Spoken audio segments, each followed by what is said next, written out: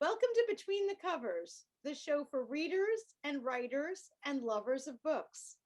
I'm Stephanie, and I'm a publisher at Red Penguin Books, where we work with authors of all types and genres. So if you have a manuscript all ready to be published, maybe the book is still in your head, or perhaps you even have 300 sheets of loose leaf shoved in a drawer, visit us at redpenguinbooks.com and unleash your inner author.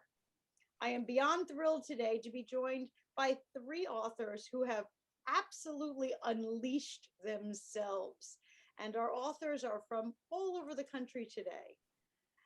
Anne Miles wrote Sorrowfish, The Call of the Lorica, which is a beautiful story about Sarah, who's having crazy, crazy dreams and not really sure what's causing them. But there's some supernatural stuff going on there, and Anne is going to tell us all about that. Frankie Cruz is the author of Unfit, Unhealthy, and Unwell: The Truth, the Facts, the Lies, the Fitness, Health, and Wellness Industry Sell You. Um, he's kind of the nonfiction behind the fiction, we might say. And Merrie Halma wrote Lynx on Fire, an Indigo Traveler's companion novel. I teased her before the show began that I thought that the demon cat in her book might be my pet cat sometimes. So we'll hear all about that. But first, please welcome Anne, hailing from Kentucky. Anne, so nice to have you. Thanks. It's nice to be here. Oh, I'm thrilled to have you. And what a beautiful cover your book has, too. Thank you. Can you start us off by giving us a little bit of a background of your book, the little synopsis, shall we say? Sure. My book takes place in early 2001, and it takes place in Louisville, Kentucky. My main character's name is Sarah, and she is a college student getting ready to graduate with her degree in sculpting, material arts. And she's having strange dreams and thinks that it's due to trauma because her twin was in an accident and has been in a coma. So, so come to find out, she actually is going to another planet, another world. And anyway, she meets a wizard and a bard in this other world, and chaos ensues. I love that. I love that. And I love that she meets a bard. I'm a musician myself. So the fact that she meets a bard was just totally right up my alley. Yeah. So if I have weird dreams, I might actually be going to another planet. Yes. Good to know. And here I thought I should maybe just, have some warm milk at night to sleep better. No, that wouldn't have helped Sarah. Actually, the magic system in the place she's going to is called the Song. And so magic is musical, music is magical. And there's a lot of that throughout the book, a lot of verse. Wow. Fantastic. Yep. Tell me, how did you get your start in writing? I mean, such creativity. My gosh, what got you started? Well, I've been a graphic designer and web developer for 20 years, but I was a reader and a writer long before that. So I started reading when I was 2 years old. Wow. And I read my first fantasy. The first I remember actually was A Midsummer Night's Dream Shakespeare when I was 6. So anyway, and yeah, I've been reading for a long time, and I've always been very interested in fantasy. So wow, 6 years old, Midsummer Night. That's unbelievable. Yeah, my mom used to parade me around and show me off when I was little. My gosh. Now, have you written other forms besides fantasy, or you're sticking to fantasy? I'm sticking to fantasy, although this year I was hired as a ghostwriter, so I did write a memoir. Oh, very cool. Very cool. Now, this is book 1, it says here. Is book 2 out yet? Ready? Finished? How is that going? It is not out yet. I got 80,000 words in and then decided that I needed to restructure everything before I got too far. And so the series actually went from 4 books to about 8 books. Oh my gosh. So yeah. When you first started, you figured it was going to be a 4-book series? Yeah. And now you've got whiteboards all over the house. Well, I've got one here, but yeah. 8 books. That's quite a series. Yeah. Gosh. So you're about 80,000 words into book 2. Now tell me about so you like planning things in advance, or are you just kind of overall structure and you'll just see where it flies? I work with an editor who is very, she likes to emphasize planning. So she wants everything outlined, and I am not an outliner at all. It makes me break out in hives, actually. But she did make me outline this series before I put out the first book. Wow. So I have revisited that and revisited that and revisited that, and it's not really something that I use. I sort of do it for her, and We won't but check. yeah. Yeah. Fantastic. Now, when you're writing fantasy, they always say that every author has got a little piece of themselves in there in their own world. Tell us, what parts of this are you? I mean, I don't know. Have you been to other planets before? I have not been to other planets. I did want to be an astronaut when I was little, but I figured out that I had to put on a spacesuit and be in space and possibly be sucked into space. And that sort of ended my dreams of being an astronaut. So I saw that movie too. I'm not into it. yeah, but writing about it is okay. So yeah, the book takes place in Louisville, and I've lived here in Louisville since 2001, actually. And it's kind of a love letter to the city a little bit. Oh. So there's a lot of things that you would love about the city, that I love about the city, that are in the book that are really good. And then there are some really interesting characters. So a couple of them, I have gnomes. So one of my gnomes is named Jax, and Jax was actually my dog. Um, so, and my dog passed away right after I finished the book. So it was, Oh. yeah, Mm. yeah, Oh my gosh, I'm glad you got to the end of the book. yeah. But it's funny because that character is actually becoming more and more important as I write. So it'll be interesting to see where it ends up. Yeah. What a tribute to your Yeah. dog. Yeah. That's beautiful. I'm so sorry. Yeah.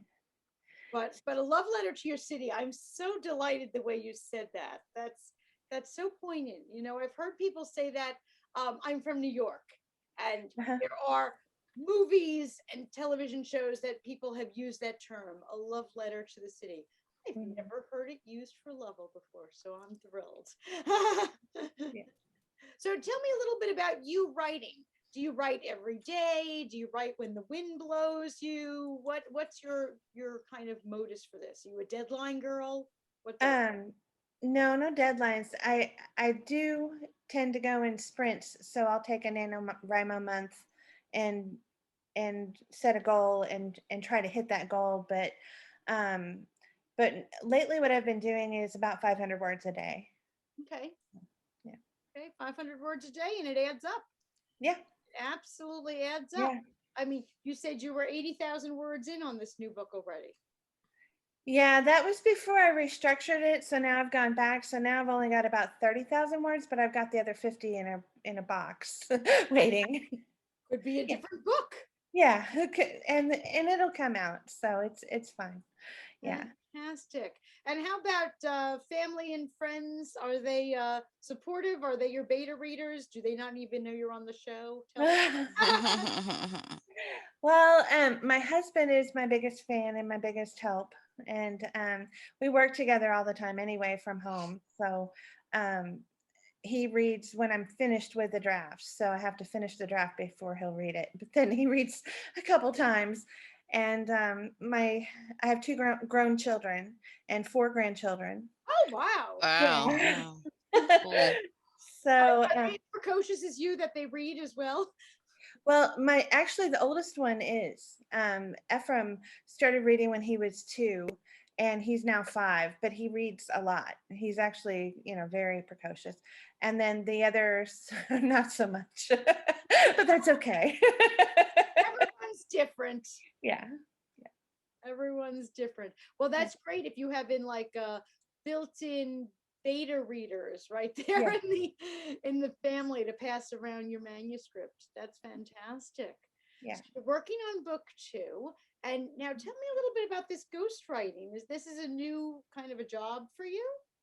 Yes, and it happened because okay, I was a global agent in a game called Ingress, which was augmented reality that Google put out several years ago. And one of the other people that I knew in Ingress actually knew someone who needed a book written, and he put us together, and we clicked. So yeah, so I took the last year and we interviewed, and I wrote, and I've sent back and forth chapters, and we're finished now. I'm just waiting for the very last draft to be sent to me, and then I'm sending it to the editor, and we're putting it out. So yeah. Wow. Now how was this process as different from you writing your fantasy? Did you like it? Did you hate it? Would you do it again? Are you glad it's almost over? No, I really enjoyed it. And the man that I was working with is in his 70s, and he goes every year to Africa and builds wells. So he built 3,000 wells the last several years. But he started it in the 80s, and he built 300 wells, I think, to start with, but they've ramped up to 3,000, in the last several years. So, and it's amazing. It's wonderful what he's doing. And so that's what we really focused on, was his work there, but then his life leading up to it. And he's an amazing man. He met and worked with Albert Schweitzer when he was young. He met and worked with Martin Luther King. So he's just a really neat person. So yeah, it was a good experience. Oh, that's great. And that must be so interesting to be, right there on the front lines, in a sense of history that's where you are. Yeah. Wow. How fortunate that you two got hooked up together. Yeah. All right. Well, we just told the whole world that you'll do this again because you liked it. So Yeah. Well, I'm gonna write my books too. So. she needs time to write her own books. Yes.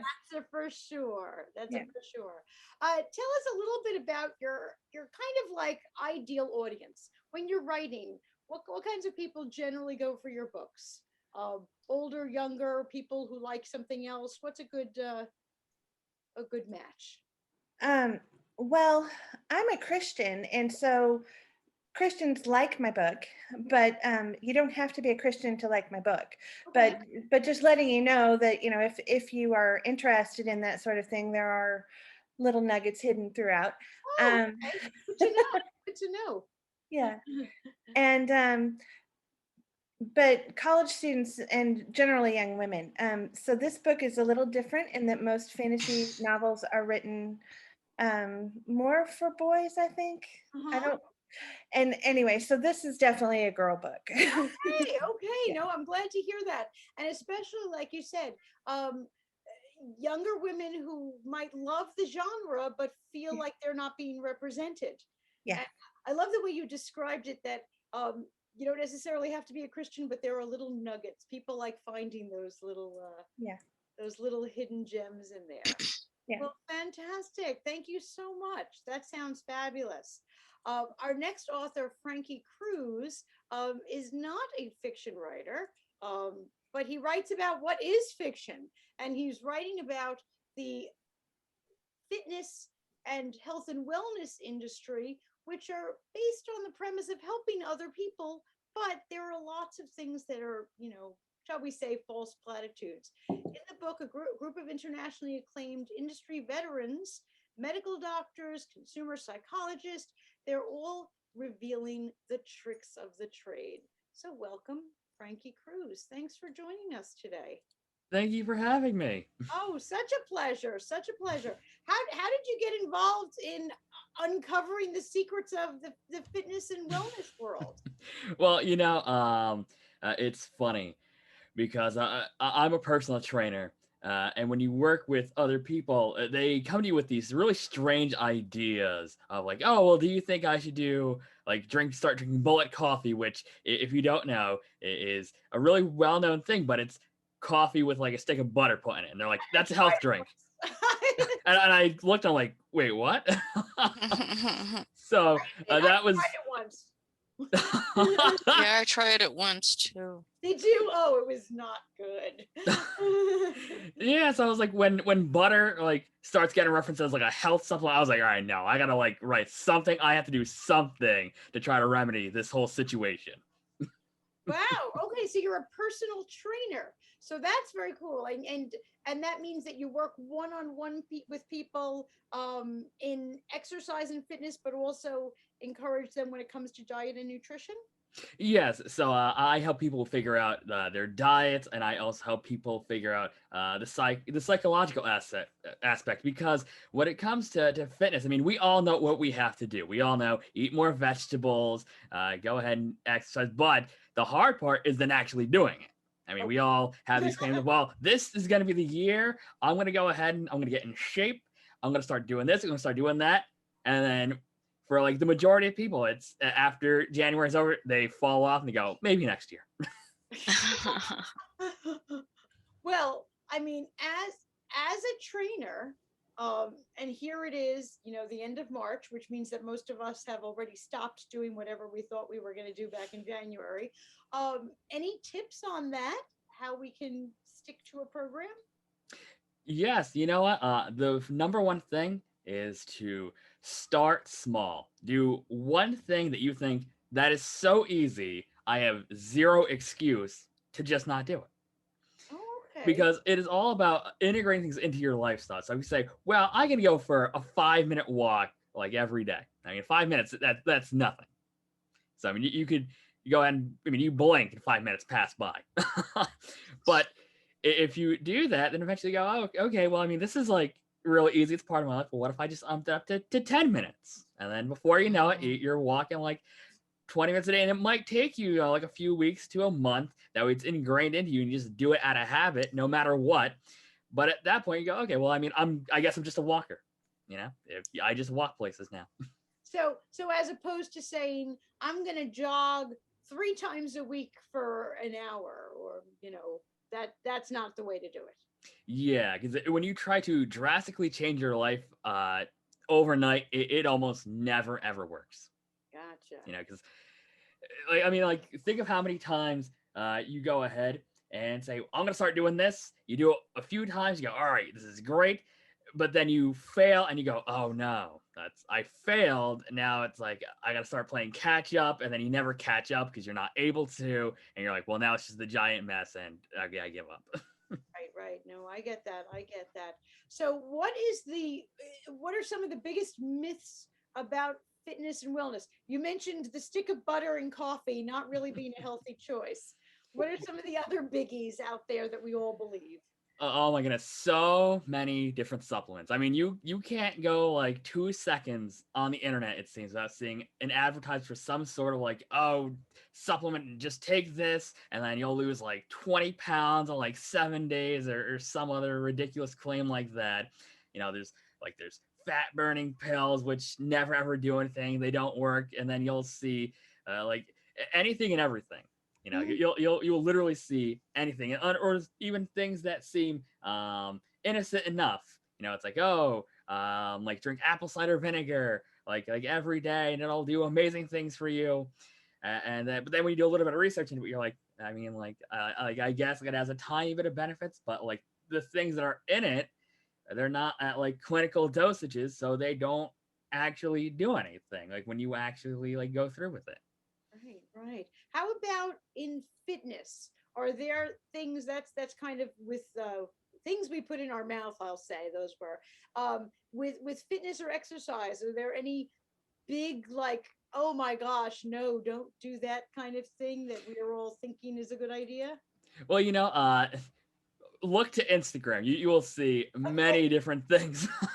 I mean, you'll see these ridiculous programs, but the biggest thing is that people don't take into consideration how everyone is different. all of our bodies are different. We all have different muscle composition. And because of that, we're all not going to respond to various exercises the same way. So, I mean, you could take two people who are the same weight, same build, put them through the same exact exercise regimen, and they'll still have different results. And you have to go and really know yourself. I mean, knowing yourself and someone who's knowledgeable being able to know you is really important when it comes to training, because like if you don't and you want to do something, I mean, you might not be literally like be built for it. Like, because especially if you want to go to a competitive level, like if you want to be an athlete and you say, well, I want to go ahead and I want to be a marathon runner, but you might have muscle composition that's better suited for weightlifting. And you could still, of course, be a marathon runner, but there's a certain point where genetics become your limiting factor. Yeah, I guess, unfortunately, genetics are an actual limitation when it comes to fitness. Yes, well, I use that excuse personally as far as fitness and me.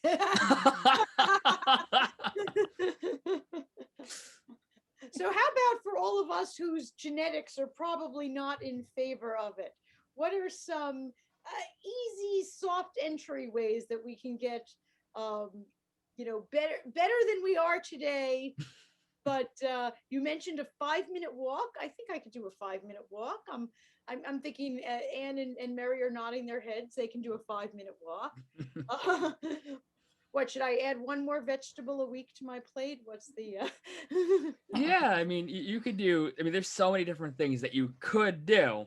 And it's just about choosing one thing that you think I mean, it's so reasonable. It's so light. There's no excuse to not do it. But with like a 5-minute walk, the real trick is it's not that it's a walk. It's that during that walk, your heart starts beating and going crazy for that 5 minutes. Because if you do really, really intense exercise for 5 minutes, it'll be much better than a leisurely like 5-minute walk where you're walking like a snail. Gotcha. Okay, so that 5-minute walk has got to be walking with a purpose, not walking and texting at the same time. Yes. Okay, I get that. Now, I know you did quite a bit of research for this book, looking at all sorts of people in the industry and specialists and professionals and such.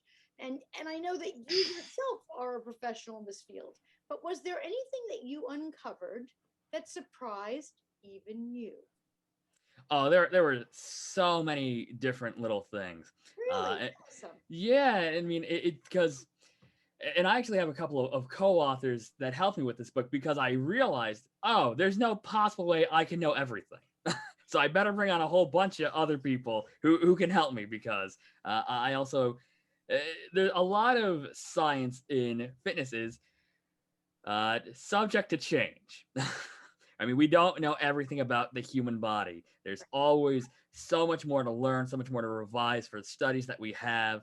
So it's so many little tiny things that you might not know, or things that you weren't aware of.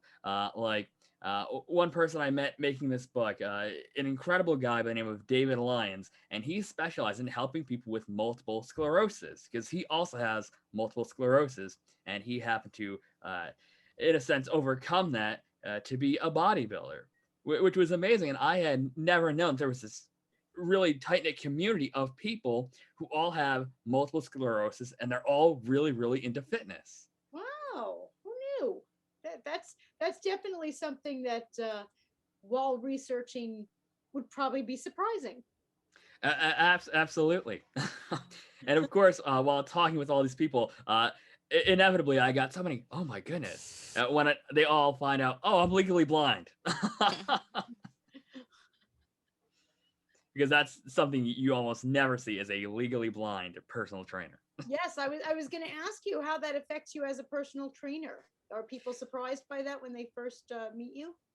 I mean, most people are amazed, and like their next question is like, how do you like do anything? Like, what is my vision actually like? Which I always have to tell them, I don't know how to explain to them how I see compared to other people, because I was born legally blind, so I have no frame of reference for it.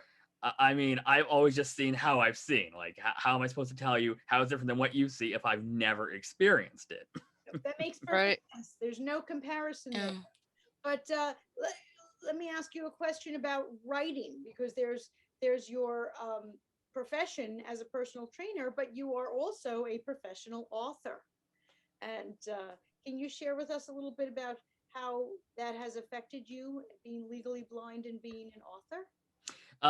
It's funny because growing up, I always thought, oh, I'll be an artistic type. It never really happened.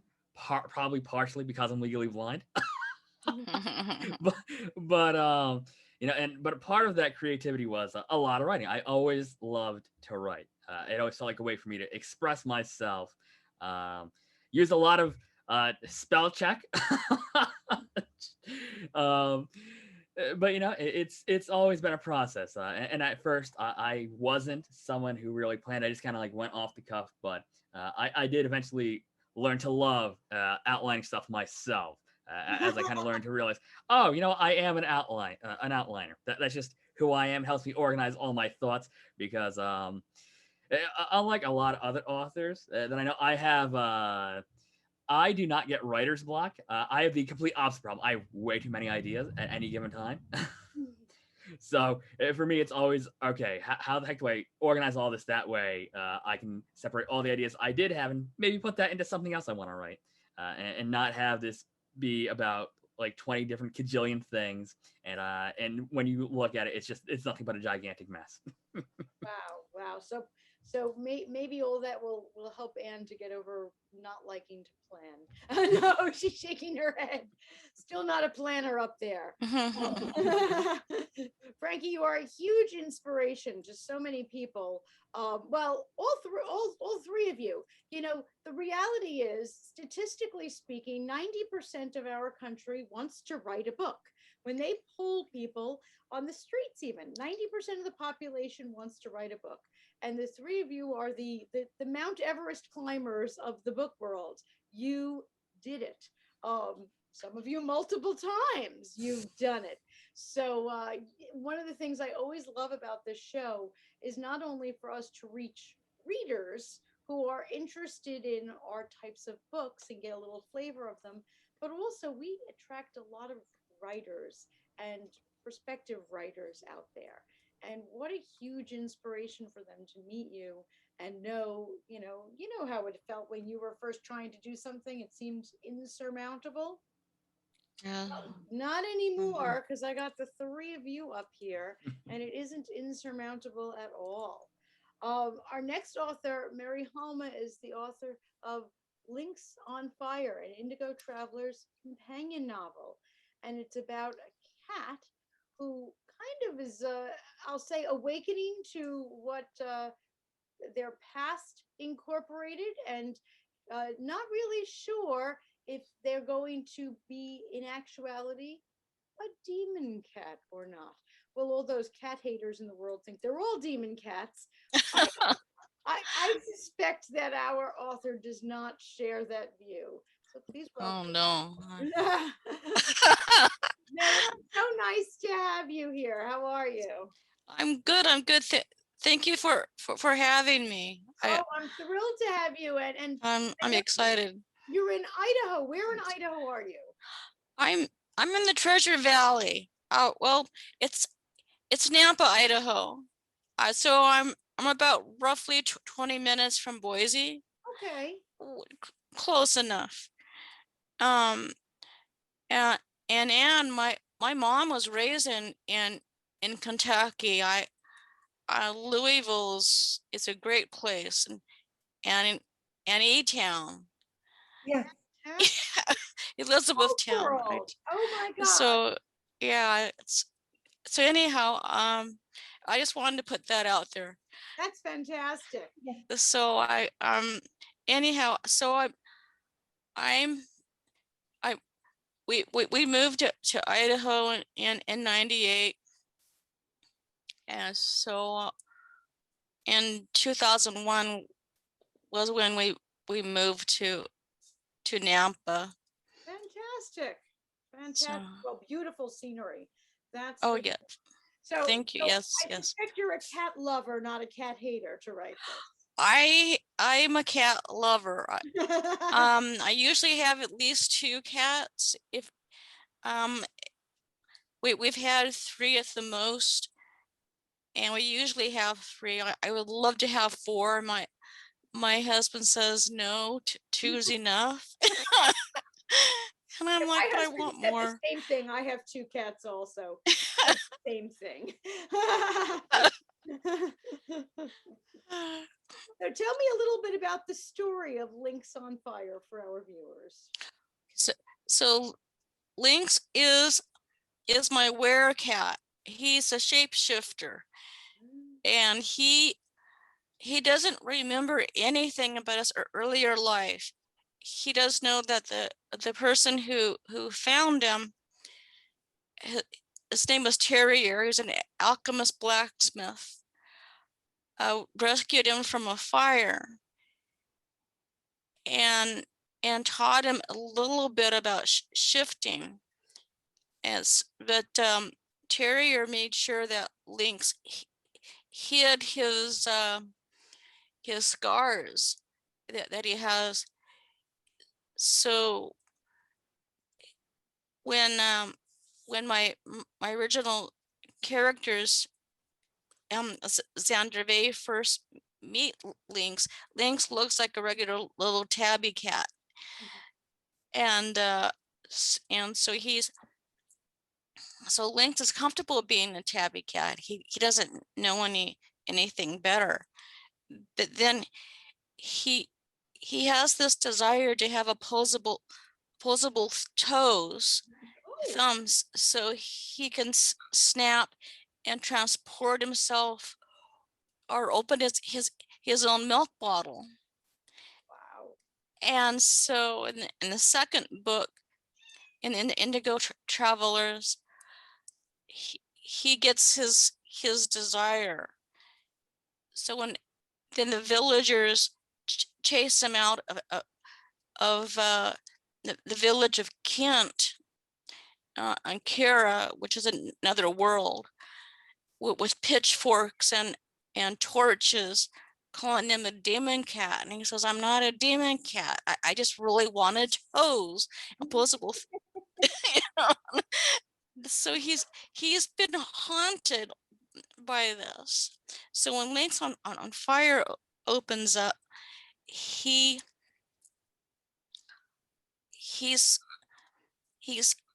reliving basically the villagers chasing him out. He's at a bonfire at the high school with the main teenagers, Xander, Milo, and Sarah. And he starts creeping towards the center of the bonfire. And my Griffin character stops him. Lynx, what are you doing? Get back here. And he kind of wakes up because the bonfire was awakening back when he was a cub, and a fight with his older brother. You know, Lynx was the runt, and so the older brother was trying to chase him out of the cave, and the older brother manages to picks him up by the scruff and throws him against the wall, knocks him out.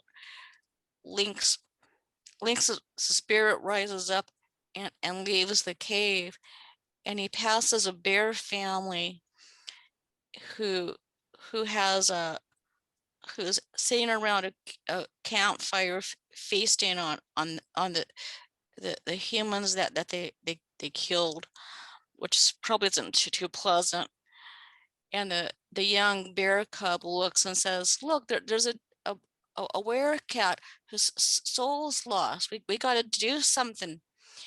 We're and the father backhands his son and says, werecats have no souls. All werecats are demons, and you just, it's lost. You can't do anything.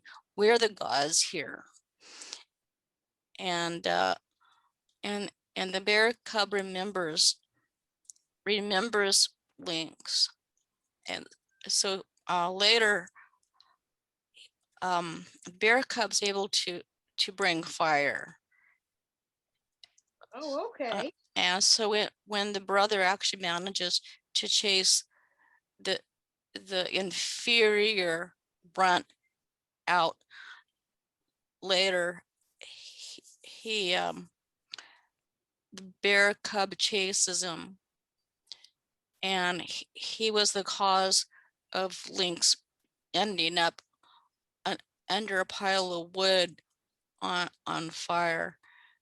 So the rest of the story is basically Lynx trying to fight what is this? What, you know, here he is in the world of Nampa with his new family, and he meets this bear who says, I'm the ruler of this forest and you don't belong here, because the Lynx and the griffin are out hunting, and the bear is saying, you don't belong here. And he's like, I don't know who you are. Mm. You know, and this forest belongs to everyone. Right, right. You know, not just you. Now, I see behind you, Indigo Travelers, another poster. Is there a whole series with this? As a whole series. Oh, The poster behind me. Eventually, I'm going to get a poster with Lynx, with Lynx's cover oh on nice. it. But basically, this is trying to hide my mess in back of me. So, I don't have. Well, So I think anyway, it's a great way to hide the mess because it's a poster for your books. yeah. So the poster in back of me is Indigo Travelers and the Dragon's Blood Sword. Okay. And so that's the very first book in my Indigo Traveler series. Okay. So there's the Dragon's Blood Sword. There's Lost. There's Keys to the Shadowland. And Keys to the Shadowland is where Lynx gets his toes. Mm-hmm. Then there's the Lost Murdoch Princess, which is Sarah Johnson's origin of it's a whole nother issue. And then the Lynx's story basically came out of me realizing that he had his own story. He has to discover who he really is. Right, right. He and Lost and Keys to the Shadowland, Lynx sees the Maine Coon image, and so Lynx is a Maine Coon, looks like a Maine Coon. Oh yes. He's a And in Maine, and Keys to the Shadow, I mean in Sarah's story, Lost Murdoch Princess, Lynx wasn't supposed to be in the book at all. And this Murdoch boy frees Sarah from the dungeons, and as they're fleeing, Sarah looks at him and says, Lynx, that's you. Yeah, you change right now to who I know you are. okay. And yes. and I'm like, what? So I definitely get that cat lovers are Yes. in your best audience, shall we say? Oh yes, cat lovers love Lynx on Fire. That's one reason why I want to get a poster of it. Yes, because absolutely. people are just drawn to Lynx on Fire. I get people who when I'm at Comic Cons and they see Xander's Right. cover, then they stop and they look at me and they say, that boy moved. I definitely think Lynx deserves a cover. Well, let me ask all of you. So we know that the cat lovers are going for Merrie's book, Cat and Fantasy, and and we know that younger women are definitely going for Anne's book. Frankie, who likes reading your book? Are those the cynics of the world? Yes, that's a great way to look at it. It is people who are cynical, but people who in general they want to learn. That's another great one. Right, And then right, people right. who Okay. of course also want to lose weight, but they don't know where to start because they see it a million advertisements every single day, and Okay. they go, I don't know, where should I even start? And so my hope at least is that my book kind of gives them a place to go. Hey, like, start with the basics. No, that's fantastic. That's great. And like you said, so many people start the new year with a resolution, and maybe their first resolution is to read the book. So that way they have a good baseline for what works really. Like why put time and effort into something that doesn't work? So let me ask the three of you, since I have three who have managed to get this far with their books, some tips for our would-be authors out there. What about somebody who wants to get started? Frankie told us what to get started to get into better shape. How about what to get started to write your book? Anne, any thoughts on that? You write books, not just the ones that you're inspired to, but you even have managed to write books for other people, which is such a huge feat in itself, to write books that are not even, tugging on your own heartstrings, let's say. So what would you say to somebody who wants to get started writing? I actually started writing on Wattpad. Okay. When I started writing, thinking about publishing. And at first I wasn't thinking about publishing at all. I was just writing. Right. And Wattpad gave me a place to get feedback that was kind of a safe space. Almost everyone there is a writer.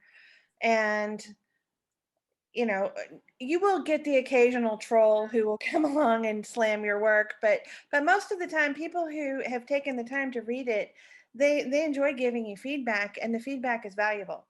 Oh, what a So, great suggestion. Where do people go to see that? Wattpad.com. Okay, terrific. Wattpad.com. WATT or WHA? WATTPAD. Terrific. That's a great suggestion for people to be able to, because finding people to give feedback is really not easy, and sometimes people are afraid to ask friends or family. I think it might be easier to ask internet, author buddies. Mm-hmm. And certainly I have always found the author community and writers communities to be so supportive of each other. Mm-hmm. So that's great. Frankie, tips for someone to get started writing. What would you say to them? You know what? I think for me it was you just have to do it. If you want to do it, then you just got to start. You have to start somewhere. Everyone starts somewhere. It's not like Stephen King was just born Stephen King. He had to actually write. This is very true. He was, well, I mean, he might have been born. Yeah, I mean, he was born named Stephen King, but he wasn't born like a famous author. No, but that's true. And Frankie, I should have expected that the personal trainer of our group would pretty much answer with the Nike slogan, just do it. Well, I mean, because it is scary to start. I mean, because there's so many different things you have to consider when writing a book. It's who is actually my target audience? Exactly. That's what we're talking about here. Yeah. Like, will they actually enjoy what I write? I mean, like, what is my actual plan to have people get my book into their hands? Which is, it's not something that a lot of, authors want to think about, because that's a tough part, because that's when you have to think, you have to put it on your business cap. Exactly. I'm so glad you phrased it like that too. So many people do not put on their business cap. And that's what I so appreciated about Anne here, because she's actually written in a business sense, shall we say, because you are a businesswoman as well, in a writing sense. Merrie, how about you? What would you say to somebody who wants to start writing and they're kind of a little intimidated by the whole thing? What tips would you give them? I would tell them to find a supportive group and get started. Just start writing. Find a group a local group if you can that will work with you and accept you at where you're at, give you pointers and encourage you forward. That's fantastic. And you know, it is so important to have support. And not everybody is supported by their family. Now, Anne, you mentioned your husband was your biggest fan. I must admit, I was interviewing someone a few days ago and I said, "Did your husband read your books?" And she was like, "Not even one of them." I don't think my mom has read mine. It's really funny because she was like, "I'm just not interested in fantasy." I was like, "It's fun." She read the memoir, but she hasn't read the fantasy She novel. read the ghost written book, but Yeah. she didn't read the ones that are from your heart. You know, well, that's why I said this woman was on, and I mean, she's happily married. I've met her husband. He's lovely. He never read a word of it. So, you know, so Merrie, you are so right with the reaching out to other writers because it is so important to get that support. A few weeks back, we had on an author who was one of the heads of a writers group in Alaska. Oh, And, wow. you know, what's been kind of cool since this lockdown has happened, and this goes for all of us, even if we're not someplace in the middle of Alaska, is that because so much is online, you don't even have to think about whether or not you have one in your area. If you do, I mean, people are great, but there are a gazillion writers groups. I'm telling you, if you go to Facebook and just type in writers group or something, you're going to get 5,000 of them, and you'll find your people pretty quickly. You know, Oh, yeah. you'll find where you fit in. You'll find the cat lovers, the fantasy lovers, the fitness lovers, the cynics, whoever it is. You'll in a couple of comments, you'll find them out there, and then we could all, like Frankie just said, just do it. Just get started. And so, Frankie, you're going to be our motivator here for a bit. We're gonna fall off the wagon. We're all gonna try. We're all gonna find some friends. What do you say to your clients, your personal trainer? What do you say when they fall off that wagon and they just don't do it anymore? What do you tell them? You know what? It depends. You know, because some people respond with different ways to different types of motivation. You know, but most time it's, do you still want to do it? And if they say yes, then all right, then time to get back on the bandwagon. You know, you just have to go ahead and I'll help you. You know, I'll take your hand and I'll pull you back up on the bandwagon. But you just have to tell me, please do it. It's not easy though, is it? It's not. Exactly, because some people might say, because it's really interesting, because some people have different motivations for why they want to get fit. You know, some people might say, I want to get fit because I want to feel better about how I look, which Okay. might have nothing to actually do with exercise. You know, some people, they just want more confidence. Mm. And if you can give them more confidence without having to go through having to exercise, it could be another avenue to say, you know what, I'm happy that, you know, they might say, you know, I'm totally happy that way. And if it means I can just do something I actually want to do instead of fighting myself constantly, then it's better for them. So a lot has to do with what their inner motivation is. Yes, absolutely. Okay. It's about, as I mentioned earlier, it's all about really knowing yourself. Because a lot of us, we think we know ourselves. I think most of us do not know ourselves as well as we all like to think we do. Okay. So learn who we are, learn what is motivating us, what works, and just get started. Find a community and get that book written. Well, I know Anne is already working on another book. Frankie, how about you? Are you working on another book? You know, I have about 30,000 book ideas in my head. It's all about just choosing which one I want to do. Okay. Oh, that's right. You mentioned your problem is that you have too many ideas. Absolutely. Not that you don't have enough. And I know Merrie has a million books out there and is continuing. I think that her head's going to explode with the ideas because there are so many going on. Well, for all three of you, when the next book comes out, please contact us here at Between the Covers and join us and share with our audience. I just want to remind everybody of your books so that they are sure to know where to find them and catch them. Merrie Halma's book, Lynx on Fire. It is not the only appearance of Lynx. Lynx seems to have an entire series out there. So, so once you love Lynx, get on the bandwagon, get the books, snuggle up on the couch with your demon cat, and read these books. Frankie, Cruz, Unfit, Unhealthy, and Unwell. The truth, the facts, the lies, the health and fitness and wellness industry will sell you. If you want to get in better shape, get healthy, grab the book first and find out what's true and what's not, so that you don't put all of your time, effort, and cold cash into things that are simply not going to work. And finally, Ann Miles' Sorrowfish. This fantasy story, and this is only book 1, so you better read it because she's already well on the way to book 2, and it's a big fat book, so you want to get started on it so that you could read more. There's plenty more to come. Thank you to the 3 of you so much for joining us here between the covers. Thank you. I can't wait to see you with your next book. And to all of our viewers, happy reading and happy writing. Thanks for joining us on Between the Covers. I hope you enjoyed the show.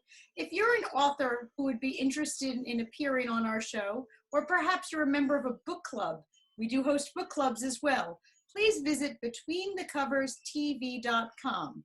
By the way, at BetweenTheCoversTV.com, you can watch past episodes in addition to learning more about our authors and guests. So sign up there if you would like to be a guest on the show yourself. And if you have some books that you would like to get written or published, visit redpenguinbooks.com. Thanks so much for joining us.